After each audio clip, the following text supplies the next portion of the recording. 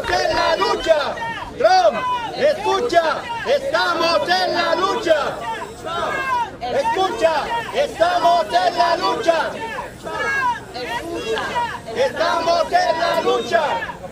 El pueblo se defiende. Trump entiende. El pueblo se defiende. Trump entiende. El pueblo se defiende. Somos millones. Cuéntelo bien. No somos uno. No somos 100.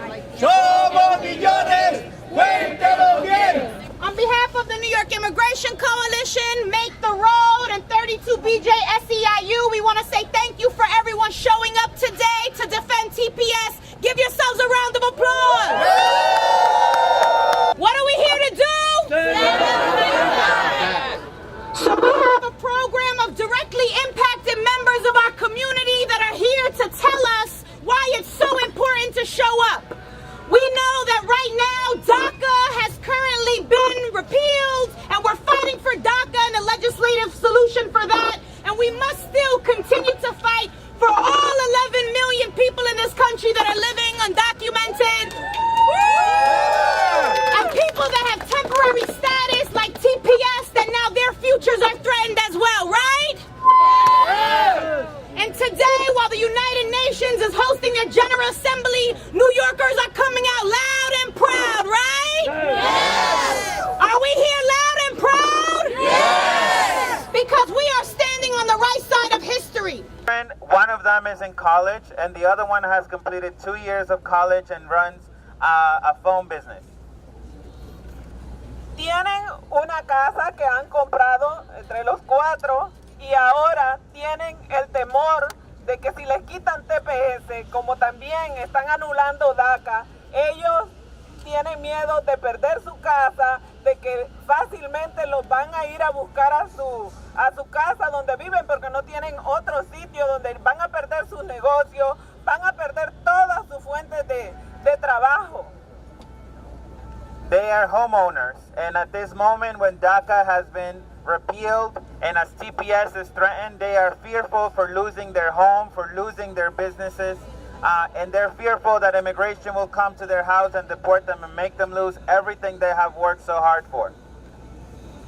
Por eso hago un llamado a mi comunidad, inmigrantes que tienen el poder para hacer cambiar las leyes, que los que pueden votar, y que nos volvamos portavoces de todas estas familias que están aterradas, que viven en la sombra, que tienen miedo de que los vayan a deportar, que tienen miedo que las persigan.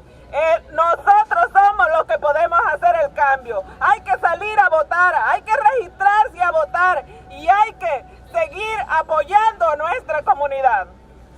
That's why I'm here today to ask and invite the rest of the immigrant community to come together to defend the families in our communities who are being threatened by this administration. And that's why we're committing ourselves to continue to fight for the dignity of our community.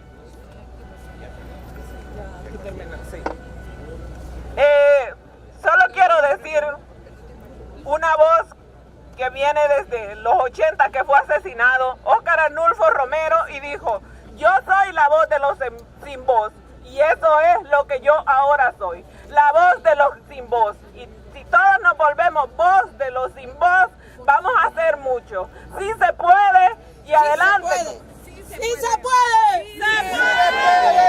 ¡Sí se puede! ¡Sí se puede! ¡Sí se puede! ¡Sí se puede! ¡Sí se puede! ¡Sí se puede!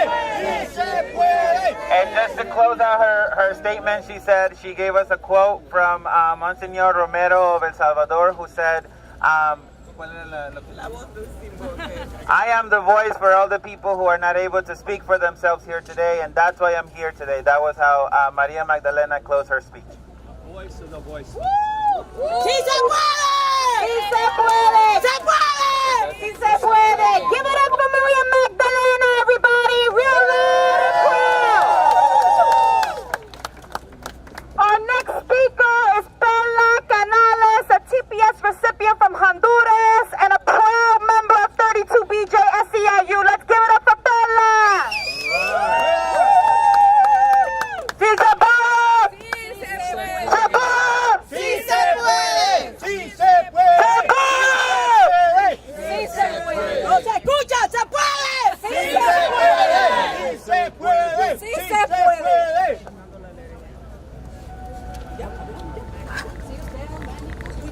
tardes, mi nombre es...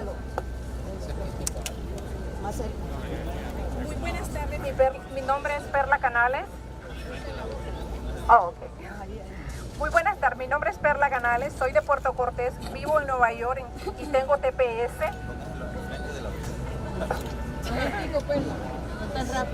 Okay. Vivo en Nueva York limpiando en Staten Island Mall desde hace 15 años. Vine a este país desde el 1993, después que murió el padre de mis hijos, porque no tenía preparación y no ganaba lo suficiente para mantenerlo. Esos primeros años fueron difíciles. Trabajé en una factoría donde no había ni calefacción ni baños. Recio, Perla, recio. ¿Le empiezo de nuevo? Es que no lo puedo leer si no. Póngalo arriba, sí. Ok, empiezo ahí. ¡Se puede! Sí, se puede. Buenos días, mi nombre es Perla Canales, soy de Puerto Cortés, Honduras y vivo en Nueva York con TPS. Yo vine en el 93 a trabajar limpiando en Staten Island Mall hace 15 años. Vine a Honduras después de que murió el padre de mis hijos, porque no tenía preparación y no ganaba lo suficiente para mantenerlos. Esos primeros años fueron difíciles. Trabajé en una factoría donde no había ni calefacción ni baños, pero hice todo lo posible por salir adelante. En el 98, cuando el huracán Mitch arrasó con todo Centroamérica, pude solicitar el TPS, me cambió la vida. Pude conseguir mi trabajo actual con una unión, con un buen salario, beneficios. Pude hacer mis 2 casitas en Honduras para mis hijos y mis hijas y mi mamá. Pude vivir y pude ayudar a mis hijos con ellos estudios universitarios acá. Me pude comprar un carro. Yo he seguido todas las reglas cada 18 meses solicitando renovación del TPS. Paso los registros de seguridad, pago las cuotas que se pide y hago todo con gusto por la tranquilidad que tengo de vivir, trabajar bajo la ley. Ahora están hablando tal vez de no renovar el TPS para Honduras. Para los otros 9 países que reciben tengo miedo. Fui que me asesoraran sobre la renovación de mi TPS, pero hasta que esto no se resuelva, nos dicen que solo podemos esperar. Pero tenemos que alzar nuestras voces para otros nos apoyen para que renueven el TPS. Yo pido al señor presidente y las autoridades de migración, todos los políticos, extiéndanlo a nosotros, a los 435 personas acá con TPS. Solo queremos trabajar honestamente, contribuir a este país. Además, los países de donde vivimos, somos madres, hijas, hermanos, hacemos servicios en tantos campos de trabajo y montamos negocios en nuestras comunidades. Le hemos dado mucho a este país y queremos seguir haciéndolo con gusto hasta que haya una forma de poder tener permiso permanente, y deberían de dejarnos el mismo permiso que hemos tenido tantos años que hemos hecho posible su servicio. Just be translating. She said, my name is Perla Canales. I am from Puerto Cortés, Honduras, and I live here in New York with TPS. I have been living in, I work doing cleaning at Staten Island Mall for the last 15 years. I came to New York in 1993 after the father of my 4 children died, and he was not able to support my children. Those first few years were very difficult. I worked at a factory where they didn't have bathrooms and didn't have heating, but I did everything I could to survive for my children. In 1998, when Hurricane Mitch destroyed a lot of parts of Central America, I was able to apply for TPS, and TPS has changed my life. I was able to get the job that I have now. It's a union job. It has a good salary and benefits, and that is how I was able to build a home. I rebuilt a home for my children after they lost it after the hurricane, and where my mother and my children are able to live. This is how I've been able to help my children obtain a university education, and here I was able to buy a car. I have followed every rule. Every 18 months, I submit the renewal for my TPS. I've gone through all the security checks, and I pay the fees that are required to renew this permit. I do everything because of the trust that I have that I will continue to be able to work and live here to provide for my family. But now that they're talking about ending TPS for Honduras and the other 9 countries, I am very afraid. I went to talk to a lawyer about renewing my TPS, and they told me that it's not certain because this administration has made it clear that they are considering ending the program. That is why I'm here to raise my voice and the voices of everyone else here today to ensure that that TPS is renewed. I'm here to demand that President Trump and his administration and all the politicians understand that the 435 of us who have TPS are only here to work and to contribute to this country and support our families back home. We are mothers, daughters, sisters. We work in many different industries. We have business in our communities. We have done everything we have given everything we had left to this country, and we want to continue doing it here. Until we have immigration reform that gives a permanent immigration status to many like us, we will continue to fight for this work permit to make sure that we can continue to live here and work peacefully. Thank you. Give it up one more time for Bella! So right now, we want to give a huge shout out to the elected officials that joined us right now, Congresswoman Grace Meng and Councilmember Mathieu Eugene. Give it up for them. We'll be hearing from them in just one moment. Right now, I'd like to welcome Maya Garong. She's a case coordinator at ICAR and a TPS recipient. Maya came here to the United States on an F1 student visa and was one of the first people to apply for TPS for Nepal when she was eligible. So let's give it up for Maya, who serves her community, is here fighting the good fight for every single recipient, every single person of the 430,000 people that would be impacted. Let's give it up for Maya!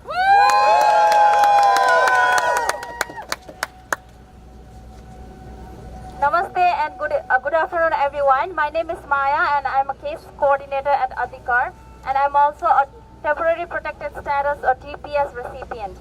I came to the United States on F1 student visa and came to Adhikar for my optional practical training. On April 25, 2015, my family was impacted by the earthquake like many in Nepal. Everyone in my family was shocked. My uncle's homes were broken and my family didn't want me to come back because the country was in chaos. I could not go back home, and it was more helpful for me to be here and support Nepal's recovery. Adhikar worked with community members along with Nepali and other non-Nepali partner organizations to fight for TPS. In June of 2015, Department of Homeland Security granted TPS for Nepali citizens. In 2016, TPS was renewed for the second year. I am one of the 8,950 recipients. TPS helped me continue my job at Adhikar while supporting my family in Nepal recover. At Adhikar, we provided direct services to around 2,000 individuals from around the country apply for TPS in both 2015 and 2016. We organized TPS clinics with different legal service providers in both the years and even helped our members to collect all the required documents. Here is an example of a member who is benefited by TPS. When earthquake hit Nepal, Mr. Hirachan's house was destroyed and his wife and children had difficult time. He was the only source of income for the family and he was in the United States at the time. Neither he could go back home empty-handed, nor he had the privilege to work without the fear of immigration status. With TPS, he received work authorization, which helped his family recover. He still hasn't been able to rebuild his house, but he has been able to send his children to school and provide basic needs for the family. If TPS doesn't get renewed, then his children will not be able to go to school, and he will have to go back and start everything all over. Like Mr. Hirachan, there are many others with stories like his. Some of them are present here with me today. TPS has given thousands of other individuals a sense of security regarding their immigration status and work permit to support their family back home. Many now also have driver licenses, bank accounts, and a health insurance, all important aspects of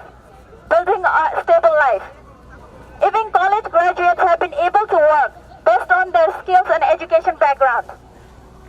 For many, going back home is not an option. As per my experience, we have encouraged many TPS recipients to file taxes, and many have been doing it. TPS has not only benefited all the recipients, but these individuals have also been contributing to the U.S. economy. Yes. When the decision for Haiti was announced this past spring, I was scared for myself and all the TPS recipients. In this current climate, when immigration is under attack, future of TPS recipients seems like it's a political game for people in DC. Nepal is still recovering from the earthquake, and now, after the massive floods in southern Nepal, more people are facing life-threatening conditions. Due to natural disasters, Nepal needs to be designated for TPS. My life is also here. I have lived in the US for 6 years, and in the past few years, I have built a home at Adhikar and with our community in New York. Every day I wonder if I will be able to stay and continue my job at the Nepali community in the US. If Mr. Hirachan will be able to work and support his family back home. Or if TPS recipients will have continued access to health care because of TPS. We need TPS and we need the renewal now. Thank you. I'd like to welcome our City Council member, Mathieu Eugene, a Haitian American, here standing with those impacted by Haitian TPS. Thank you very much. Thank you. As you know, my name is Mathieu Eugene, and I'm the New York City Council member representing District 40, a district which is home to so many immigrant people, including Haitians. But today it is a great honor for me to stand with a trailblazer, a true fighter for immigrants, our Congressmember Graceman. Thank you very much, Congressmember. It is an honor to be here with you. And I want to put your hands together for her again, please. I know how busy she is, especially when she's in Washington. She's fighting for us in New York City. Thank you very much. Thank you. And I want to take the opportunity also to thank Make the World New York and also New York Immigration Coalition. Of course, 32BJ and all of the partners, and especially to all of you. Thank you and congratulations for being here. I commend you not only on behalf of the good city of New York, but on behalf of all the immigrant people. Those who are waiting for DACA and those who are waiting also for TPS. Thank you so very much. Thank you. Let me tell you that TPS is a very special humanitarian relief. And the Congressmember explained exactly, beautifully, eloquently what TPS means for many immigrant people and also for this country. We all know that the United States and New York City, they were built up by immigrant people. And immigrant people, they are a great asset for the city of New York and also for United States of America. When I was elected in 2007, and I'm humbled by saying that as the first Haitian American to be elected to government in New York State, and I was there fighting for immigrant people. But in 2008, 4 tropical storms hit Haiti. Haiti was devastated. And I introduced the first legislation for Haitian, Resolution 1995, with my colleagues in the City Council to ask the federal government to grant TPS to Haitian people. And as you know, the TPS was granted to Haitian people after the earthquake in 2010. That was something very important. And together with my colleagues in the City Council also, I introduced the legislation to ask the TPS for Nepal and also for Philippines. So we in the City Council, we have been fighting together for all immigrant people and also for the dreamer. We have to continue to do that because as the Congress members say that, and also Maya said that also. The people who are who benefit from TPS, they are great people. They are hardworking people. They contribute to the fabric of New York City, of United States of America. And also they pay their due. They are the backbone of the economy. It is a great thing for United States and also to New York City, for New York City to make sure that they receive back the TPS. Because if we don't do that, we are going to break families. We say that we care about the children. If we send the parents back, who are going to educate them? We cannot do that. We in the United States, we think and we believe in family values. We have to continue to protect the tradition of United States of America. And again, it is a pleasure and honor for me. It is a moral obligation for me to stand here, not only for Haitian people, for people from Philippines and Nepal, but for all the people who are waiting for TPS. This is our moral obligation. We have to do it. And quiero decir a todos mis hermanas y hermanos que hablan español, nosotros vamos a seguir a luchar juntos para lograr lo que estamos buscando. TPS para todos que están esperando y también DACA. A todos ustedes, muchísimas gracias. Que Dios les bendiga. Sí se puede. Sí se puede. Sí se puede. Sí se puede. Sí se puede. Sí se puede. Sí se puede. Sí se puede. Sí se puede. Give a big round of applause for our elected officials that stood with us today. And he brought up, our council member brought up a very good point when we talk about who we're here fighting for, and it's very fitting that I introduce the next speaker, a member of one of our member organizations, Christian Vasquez. Christian is a DACA recipient whose father is a recipient of TPS. So when we talk about who we fight for, we're fighting for people like Christian. So give Christian a round of applause. Give him your full attention, everyone, please.